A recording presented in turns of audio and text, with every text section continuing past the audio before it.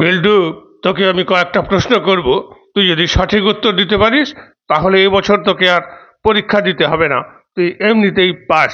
ঠিক আছে স্যার, আজকে আমি একেবারে ফুল মুডে আছি। আপনি যা বলবেন সব প্রশ্নের উত্তর দিয়ে দেবো। ঠিক আছে, তাহলে এবার প্রশ্ন করি। হ্যাঁ বলুন। তাহলে বল, যে মায়ের কথা শোনে না তাকে কি বলে? তাকে রাহুল গান্ধী বলে।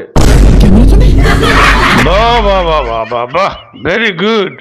এবারে বল, যে বাবার কথা শোনে না তাকে কি বলে? তাকে অখিলেশ যাদব বলে। প্রতিভা আছে।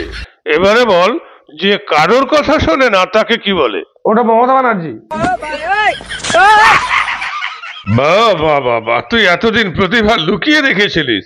আচ্ছা এবারে বল, যার কথা কেউ শোনে না তাকে কি বলে? তাকে কেজরিওয়াল বলে।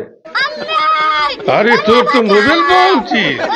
আচ্ছা এবারে বল, যে নিজের মনের কথা নিজে না শুনে লোককে শোনায় তাকে কি বলে?